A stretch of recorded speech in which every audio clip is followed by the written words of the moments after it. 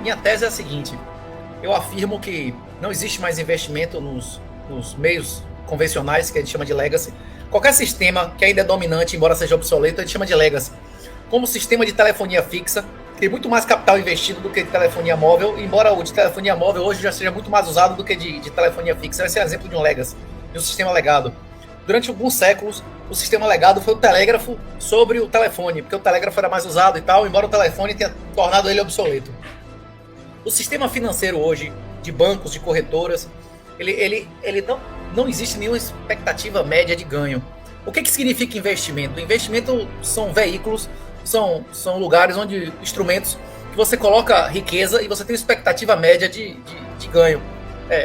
Valor presente líquido, que se chama nas finanças, né? E não existe mais isso graças ao fenômeno do juro negativo. O que significa o juro negativo? Tanto em dólar quanto em real, nos últimos 10 anos, os governos criaram mais dólares e reais numa taxa superior a 20% ao ano, composta. Então, se você não teve um retorno líquido, descontado o risco, descontado os impostos, descontado todos os riscos, os custos de transação, de 20% ao ano, você perdeu. E todo mundo perdeu.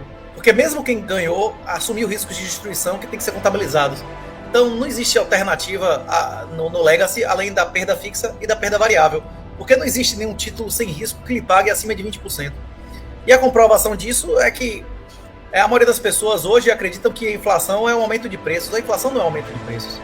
A inflação é o aumento da base monetária. Quando você reconhece que a inflação é um aumento de preços, que em média do real é de 6,5%, embora o aumento da base seja de 20%, você está renunciando a 14% de sua riqueza ao ano através da senhoriagem.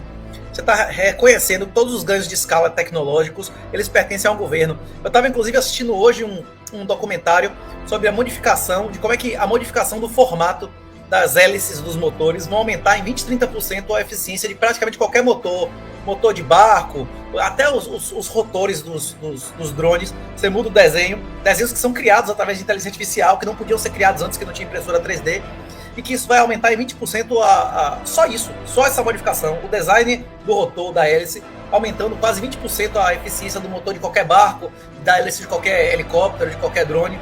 E essa riqueza toda está indo para o governo, porque você está reconhecendo que a inflação é 6% e não 20%. Essa é a tese, e a conclusão dessa tese, ou a afirmação secundária dessa tese, é que se você compra ações, se você compra tesouro direto, se você tem imóveis no Brasil, você é comparsa do ginofascismo, você é inferior moralmente a Lula. Porque se o Bolsonaro cor-de-rosa, aqueles que criam leis feministas, eles são superiores morais a quem investe nesse país. Porque eles defendem o ginofascismo em benefício próprio. Você defende o ginofascismo para você se autodestruir. Porque na hora que você investe no juro negativo, você está sendo financeiramente destruído, certo? E isso provoca o enriquecimento do sistema ginofascista. Como eu repito várias vezes, o feminismo acaba com 24 horas sem energia elétrica e a escravidão voluntária volta em 48 horas sem energia elétrica. A única maneira que nós podemos eficaz nos opor ao ginofascismo é o desinvestimento. É tirar a nossa riqueza desse sistema fascista. Fascismo é um sistema em que só tem oportunidades econômicas quem tem amizade com o Estado. Quem mora no Brasil sabe, nem um pipoqueiro do interior consegue abrir no coreto da praça sem um alvará, senão o rapa vai lá dar porrada e toma a pipoca, o carrinho de pipoca dele. Hoje não existe nenhuma atividade relevante, nem um pipoqueiro da praça, nem um bilionário, além de Satoshi Nakamoto, que são nas nuvens, que seja regulada, que não dependa de favores estatais. Certo? Nós vivemos em um sistema fascista, nós vivemos em um fascismo ginocêntrico, um ginofascismo. Se você investe no Legacy, você é comparsa disso, né? Você é comparsa do estado de exceção. E se tivesse um corolário, um terceiro argumento para demonstrar que é inviável, mesmo que existisse o juro negativo, investimento em ações, em FI, essas coisas, ele não seria sustentável. Primeiro, por causa da questão demográfica, né? E tem mais pessoas da minha idade do que jovens. Então, numa estrutura dessa, os imóveis tendem inevitavelmente a virar pó. Como cidades como Illinois e tudo mais, que a população caiu de milhões para centenas de milhões. Quando Roma, em seu ápice, teve 2 milhões de habitantes. Quando Napoleão chegou lá, tinha 120 mil, né? Isso vai acontecer em várias cidades no Brasil.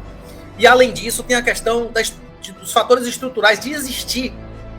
Durante o século XX, a Bolsa tomou cacete sistemático de CDI, tomou cacete sistemático de ouro. Por quê?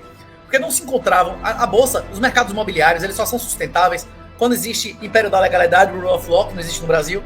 Quando não existe juro subsidiado. Se você tem uma oportunidade maravilhosa de ganhar dinheiro, você quer ganhar sócios ou você quer pegar dinheiro do BNDES? Né? Isso não existe. Você só se abre capital em empresas que você sabe que vai pro pau, né? Tecnos, Renner, agora a XP, né? Você vai colocar dinheiro na mão da XP, que é uma empresa que não vale um terço do que valia há 2 anos atrás. Pelo amor de Deus, é claro que eles sabiam que a empresa ia virar pó, é claro que eles sabiam que o Brasil ia se fuder. E é exatamente por isso que eles abriram capital, para desovar, para cagar isso na cabeça dos otários minoritários, né? Então, no Brasil não existe ambiente legal nem governança para ter ações. No Brasil não existe ambiente legal nem governança para ter imóveis. No Brasil não tem ambiente legal nem segurança para ver títulos mobiliários. Além disso, tem a questão do juro negativo e, além disso, tem a questão da demografia. Então, porra, é um lugar sem lei e quem investe num lugar sem lei é comparsa da ditadura e de seus crimes, né? A minha tese é essa. E a saída, na minha opinião, é o desinvestimento. O Bitcoin é uma saída, a solução de investimento, embora não seja a única. Arte por milênios performou acima da taxa média de juros. Agora você tem que estudar muito para comprar arte, senão você se fode. Gemas, historicamente, performará melhor. Antiguidades, tem várias maneiras de você sair do legacy. O problema é que todas essas demandam muito estudo e são mercados muito restritos. Não tem 40 pessoas no mundo que negociam aquamarinha. Porra, se você for comprar isso no Brasil para vender na Europa, você tem que saber o nome, o telefone, conhecer o cara e ter uma relação de confiança com um grupo muito pequeno de pessoas. Então é um processo de anos. O Bitcoin não. O Bitcoin é altamente líquido e você precisa estudar 100 vezes menos do que estudar pedras, ou ouro, ou antiguidades, ou arte para entrar no mercado desse.